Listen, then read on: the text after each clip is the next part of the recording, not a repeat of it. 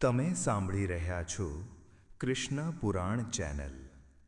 મિત્રો, આજે આપણે એવા રહસ્ય વિશે જાણીશું કે મૃત્યુ પછી આત્મા પોતાના પરિવાર પાસેથી શું ઈચ્છે છે અને તે સૌથી પહેલાં કોને પોકારે છે. મૃત્યુ પછી તમારો સ્વજન તમારા આંસુ નથી ઈચ્છતો, પરંતુ કંઈક બીજું ઈચ્છે છે. મને પણ ભૂખ લાગી છે. શું કોઈ મને એક વધારે આપી શકે છે?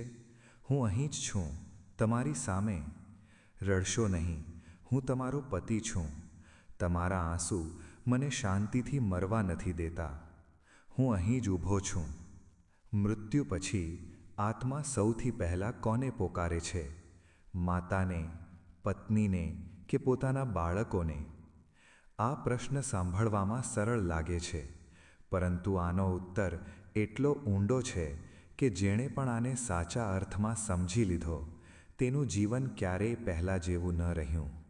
ગરુડ પુરાણમાં આ પ્રશ્નનો ઉત્તર આપવામાં આવ્યો છે, અને તે ઉત્તર એવો છે જે મનુષ્યની અંદર છુપાયેલા ભય, મોહ અને સત્ય ત્રણેયને એકસાથે સામે રાખી દે છે.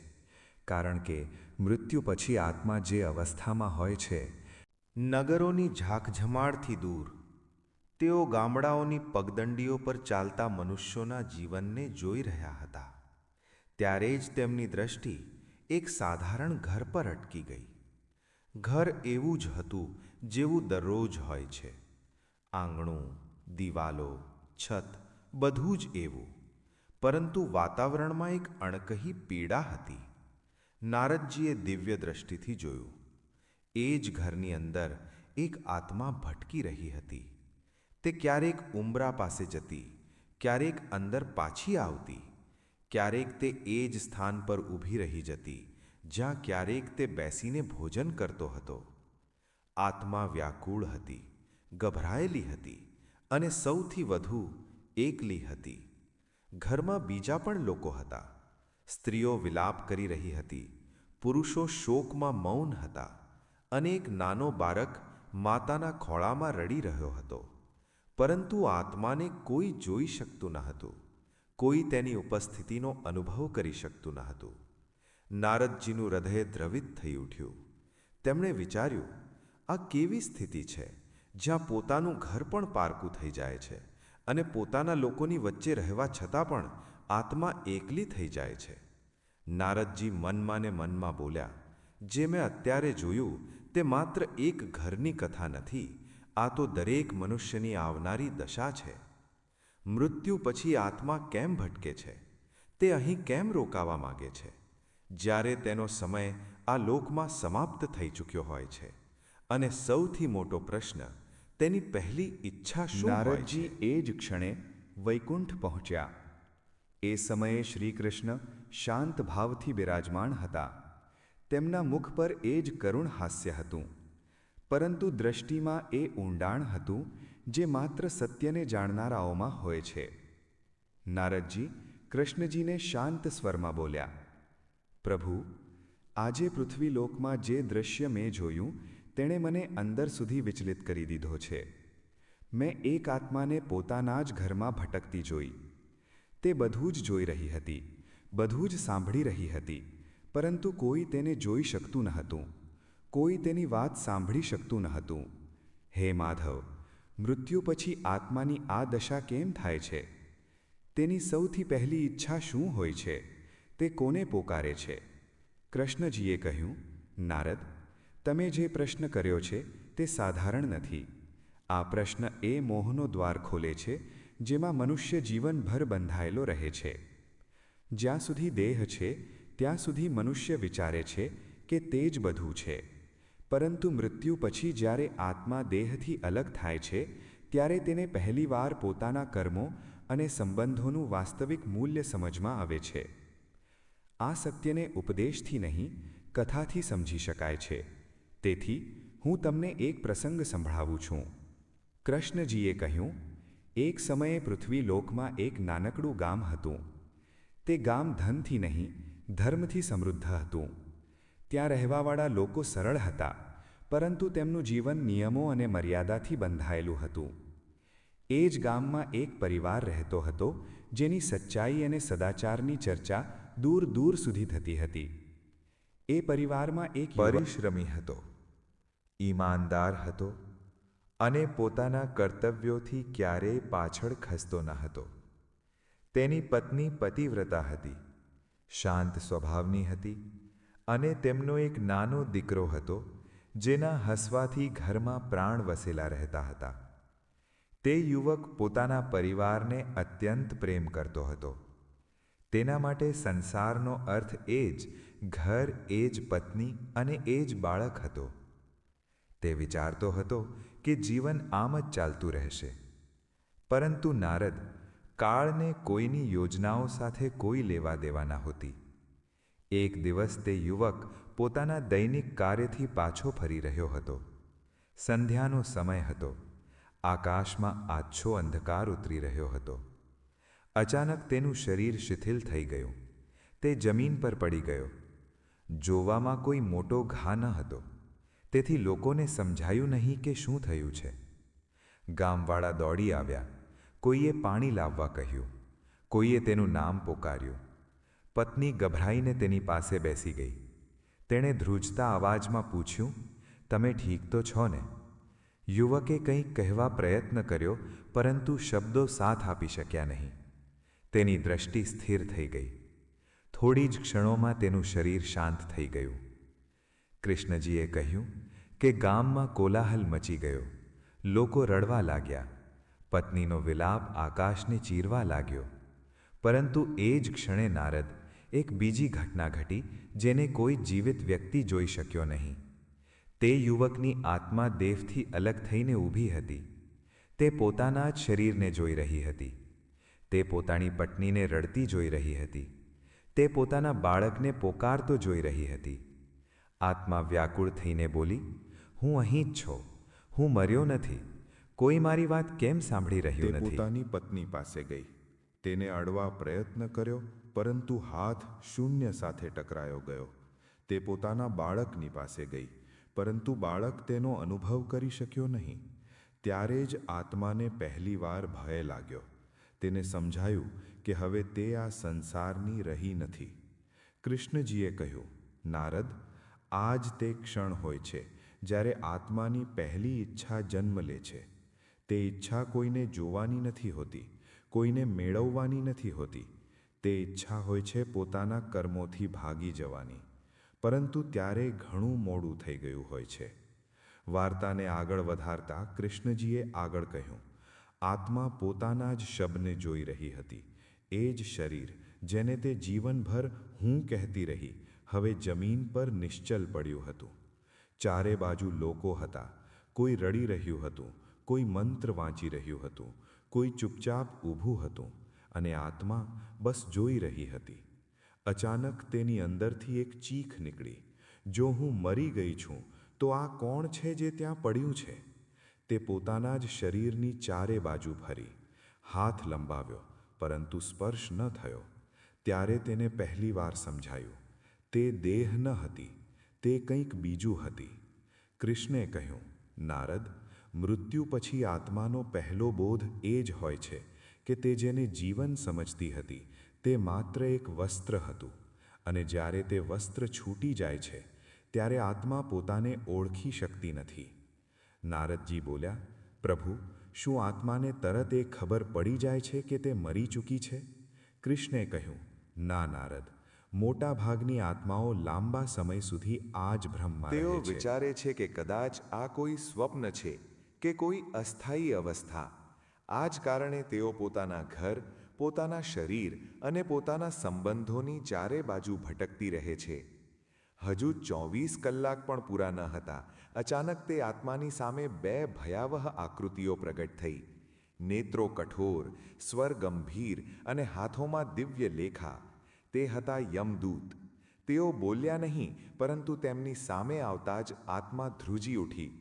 તેને ક્યાંક લઈ જવામાં આવી, ના સ્વર્ગ ના નરક, એક એવા સ્થાન પર જ્યાં માત્ર સત્ય હતું. ત્યાં તેની સામે તેનો કર્મ દર્પણ રાખવામાં આવ્યું. પાછલા 24 કલાક નહીં, પૂરું જીવન, દરેક શબ્દ, દરેક વિચાર, દરેક અણકહ્યો ભાવ. આત્માએ જોયું જ્યાં તેણે ક્રોધ કર્યો, જ્યાં તેણે ઝૂઠ બોલ્યું, જ્યાં તેણે કોઈને નુકસાન પહોંચાડ્યું. તે રડી પડી. મને ખબર ન હતી કે આ બધું લખાઈ રહ્યું છે. યમદૂત બોલ્યા, હવે જાણવું આવશ્યક છે. 24 કલાક પછી તેને ફરીથી એ જ ઘરની પાસે છોડી દેવામાં આવી, પરંતુ હવે તે વધુ તૂટેલી હતી. કૃષ્ણે કહ્યું, નારદ, આ સમય આત્મા માટે સૌથી કઠિન હોય છે. ના તે જીવિત છે, ના મૃત. ના તેને ભોજન મળે છે, ના વિશ્રામ. માત્ર સ્મૃતિઓ અને પછતાવો. ઘરમાં અગ્નિ પ્રગટી ચૂકી હતી. શબયાત્રા જઈ ચૂકી હતી. હવે ઘરમાં ચૂલો સળગ્યો. પત્નીએ થાળી પીરસી, બાળકને ખવડાવ્યું, વડીલે કોળિયો લીધો અને આત્મા ત્યાં જ ઊભી હતી. તેને ભૂખ લાગી, ખૂબ તેજ ભૂખ લાગી. તેણે હાથ લંબાવ્યો, કંઈ નહીં. તે રડી પડી, હું અહીં જ છું, મને પણ ભૂખ લાગી છે. પરંતુ કોઈ સાંભળી શક્યું નહીં. નારદજી બોલ્યા, પ્રભુ, શું આત્માને સાચે જ ભૂખ લાગે છે? કૃષ્ણે કહ્યું, નારદ, આત્માને દેહની ભૂખ નથી લાગતી, તેને સ્મૃતિની જે ભૂખ લાગે છે. સુખની તે આદતી રહી તેના અભાવની પીડા લાગે છે. દિવસો વીતતા ગયા. ઘરમાં 13 દિવસની તૈયારી શરૂ થઈ. બ્રાહ્મણો બોલાવવામાં આવ્યા. મંત્રો ગુંજવા લાગ્યા. પિંડ બનાવવામાં આવ્યા. આત્મા આ બધું જોઈ રહી હતી. જ્યારે પહેલો પિંડ અગ્નિ પાસે રાખવામાં આવ્યો, તેને પહેલીવાર કંઈક બદલાયેલું અનુભવ થયું. ઘીનું એક ટીપું પડ્યું અને આત્માની અંદર જાણે કંઈક શાંત થયું.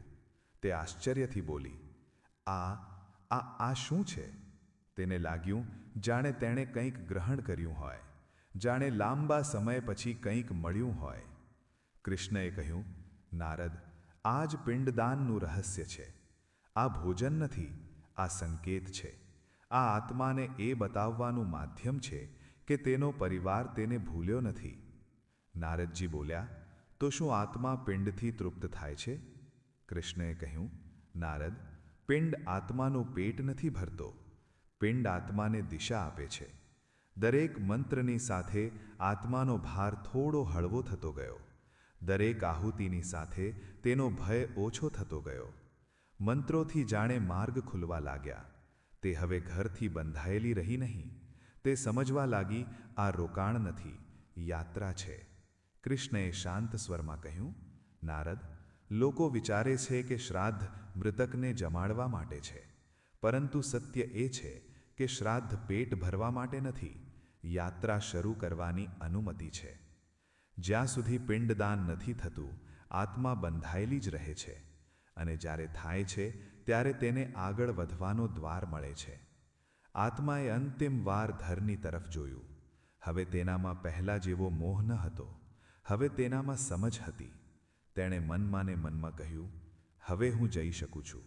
અને તે ધીમે ધીમે એ માર્ગની તરફ આગળ વધી ગઈ, જેને માત્ર મંત્રો ખોલી શકે છે. વાર્તા આગળ વધારતા કૃષ્ણજી કહે છે, તે પુરુષના મૃત્યુ પછી જાણે તે ઘરમાંથી જીવ જ જતો રહ્યો હતો.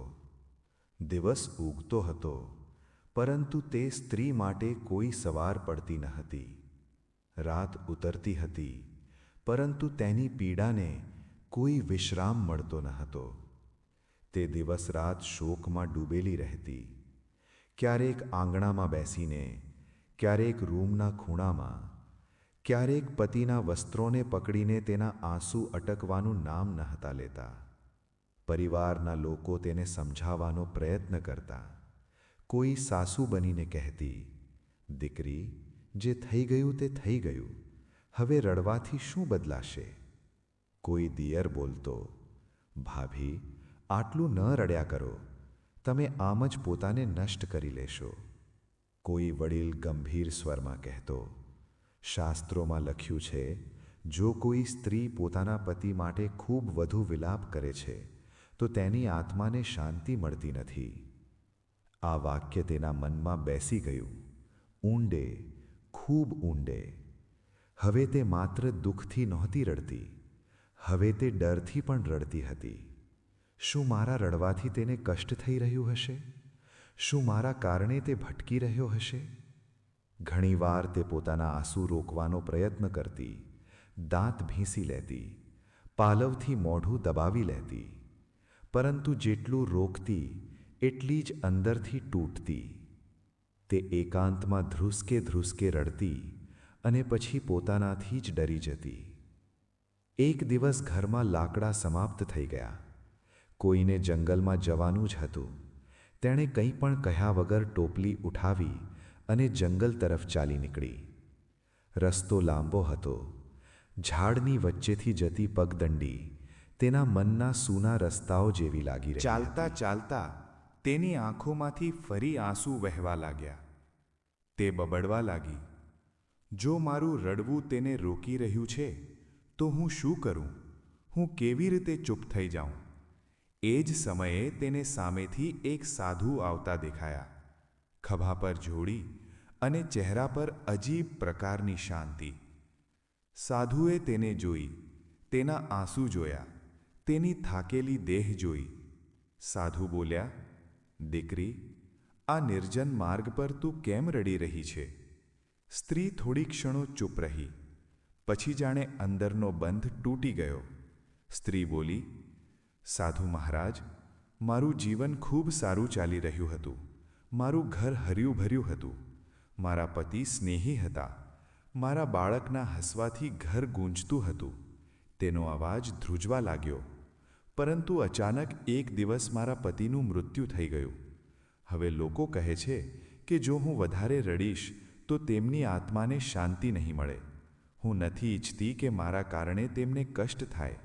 મહારાજ, જણાવો, મૃત્યુ પછી આત્મા પોતાના પરિવાર પાસેથી શું ઈચ્છે છે? તેની અંતિમ ઈચ્છા શું હોય છે? સાધુ થોડીવાર સુધી મૌન રહ્યા, જાણે શબ્દ પહેલાં કરુણાને ઉતરવા દઈ રહ્યા હોય.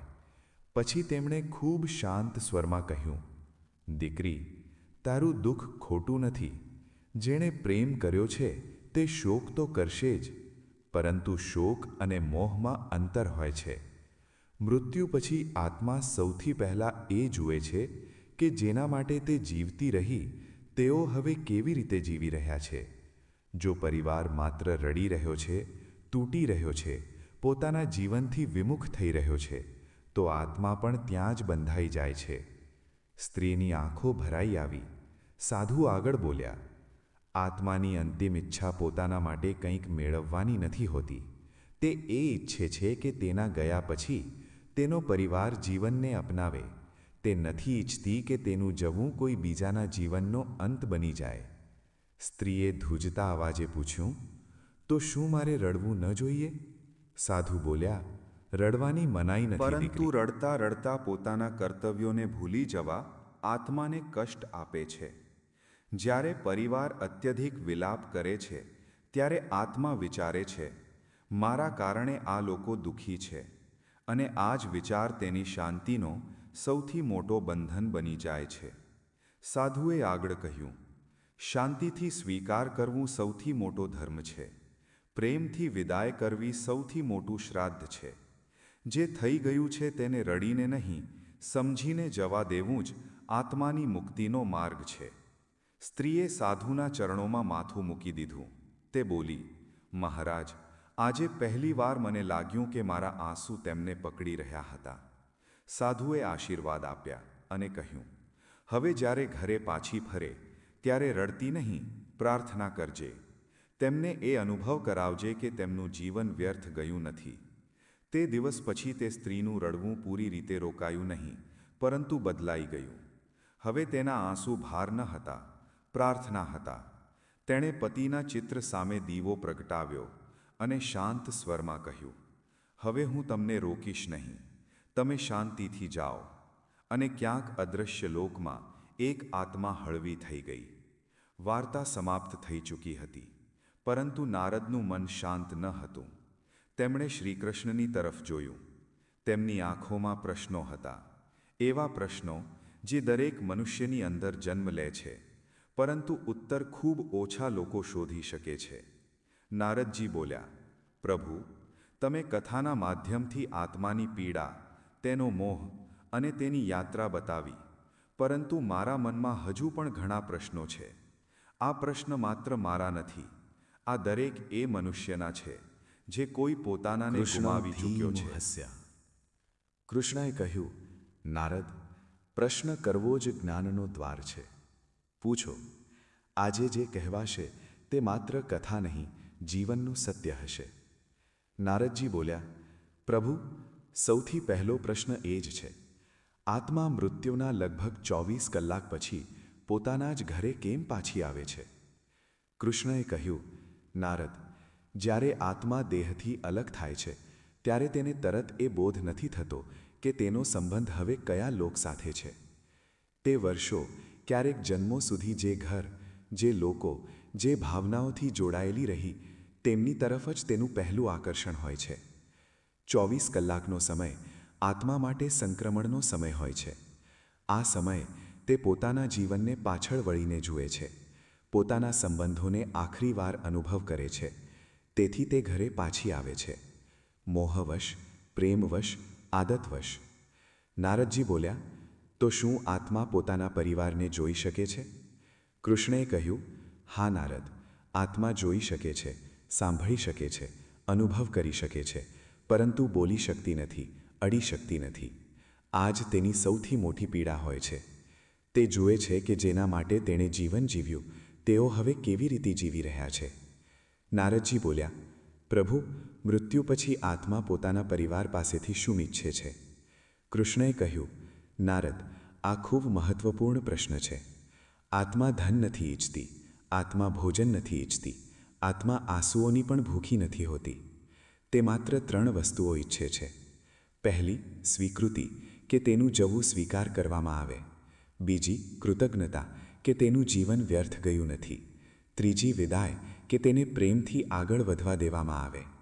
નારદજી બોલ્યા, તો શું વધુ રડવાથી આત્માને કષ્ટ? ત્રીજી વિદાય, કે તેને પ્રેમથી આગળ વધવા દેવામાં આવે. નારદજી બોલ્યા, તો શું વધુ રડવાથી આત્માને કષ્ટ થાય છે? કૃષ્ણએ ગંભીર સ્વરમાં કહ્યું, નારદ, રડવું સ્વયંમાં દોષ નથી, પરંતુ અત્યધિક વિલાપ આત્માને બાંધી દે છે. જ્યારે પરિવાર વારંવાર કહે છે કે અમે તમારા વગર નથી જીવી શકતા, અમે તૂટી ગયા છીએ, અમારું બધું જતું રહ્યું, તો આત્મા વિચારે છે, મારા કારણે આ લોકો દુઃખી છે, અને આ જ વિચાર તેને આગળ વધવાથી રોકી દે છે. હા નારદ, અત્યધિક રડવું આત્માને આ જ લોકમાં ફસાવી શકે છે. નારદજી બોલ્યા, પ્રભુ, તો પછી આત્માની સુકુશળ વિદાય માટે પરિવારે શું કરવું જોઈએ? કૃષ્ણએ કહ્યું, આત્માની વિદાય કર્મકાંડથી પહેલાં ભાવથી થાય છે. કેટલાક સરળ નિયમ છે. શાંત રહેવું, વિલાપને પ્રાર્થનામાં બદલવું, મૃત આત્મા માટે કૃતજ્ઞ શબ્દ કહેવા, એ કહેવું કે અમે તમારા જીવન માટે આભારી છીએ, અને સૌથી આવશ્યક, જીવનને ફરીથી અપનાવવું. જ્યારે આત્મા જુએ છે કે તેનો પરિવાર જીવી રહ્યો છે, કર્તવ્ય નિભાવી રહ્યો છે, તો તેને શાંતિ મળે છે. નારદજી બોલ્યા, પ્રભો, શું આત્મા સાચે જ શ્રાદ્ધ અને પિંડદાનથી તૃપ્ત થાય છે? કૃષ્ણએ કહ્યું, નારદ, આ ભ્રમ ન પાડો કે આત્મા ભૂખી છે. પિંડદાન ભોજન નથી, સંકેત. આ આત્માને બતાવવામાં આવે છે કે હવે તેનો સંબંધ સ્થૂળ સંસારથી સમાપ્ત થઈ રહ્યો છે. મંત્રો માર્ગ ખોલે છે, ભાવ બંધન કાપે છે. નારદજી બોલ્યા, જો કોઈ પરિવાર શ્રાદ્ધ ન કરી શકે તો શું આત્મા ભટકતી રહે છે? કૃષ્ણએ કહ્યું, નારદ, કર્મકાંડથી વધુ ભાવ મહત્વપૂર્ણ છે. જો પરિવાર સાચા મનથી આત્માને વિદાય આપે છે તો વિધિ પોતાની મેળે પૂરી થઈ જાય છે. પરંતુ જો વિધિ હોય અને ભાવ ન હોય તો આત્મા છતાં પણ બંધાયેલી રહે છે. નારદજી બોલ્યા, પ્રભુ, આત્માને સૌથી વધુ પીડા કઈ વાતથી થાય છે? કૃષ્ણએ કહ્યું, અધૂરી વિદાયથી. જ્યારે પરિવાર મૃત્યુને નકારે છે, જીવનને રોકી દે છે અને શોકને જ પ્રેમ માની લે છે, ત્યારે આત્મા સૌથી વધુ દુઃખી થાય છે. નારદજી બોલ્યા, અને સૌથી વધુ શાંતિ? કૃષ્ણ હસ્યા. જ્યારે કોઈ કહે છે કે અમે તમને પ્રેમ કરીએ છીએ, પરંતુ અમે તમને રોકીશું નહીં. થોડી ક્ષણો મૌન રહ્યું. પછી કૃષ્ણએ કહ્યું, નારદ, મૃત્યુ અંત નથી, પરંતુ મોહનો અંત ન થાય તો યાત્રા રોકાઈ જાય છે. તેથી જે ગયો છે તેને પ્રેમથી જવા દો અને જે જીવિત છે તેમને જીવવા દો. જો આ કથા તમારા દિલ સુધી પહોંચી હોય તો લાઈક જરૂર કરો અને શેર કરો એ લોકો સાથે જે શાંતિ શોધી રહ્યા છે, અને આવી કથાઓ માટે સબસ્ક્રાઇબ કરવાનું ભૂલતા નહીં. જો તમને આ વિડિયો અને આ પવિત્ર કથા પસંદ આવી હોય તો કોમેન્ટમાં જય શ્રી રામ લખવાનું ભૂલતા નહીં. અને આવી જ ધાર્મિક કથાઓ સાંભળવા માટે કૃષ્ણા પુરાણ ચેનલને અત્યારે જ સબસ્ક્રાઇબ કરો. જય શ્રી કૃષ્ણ. હર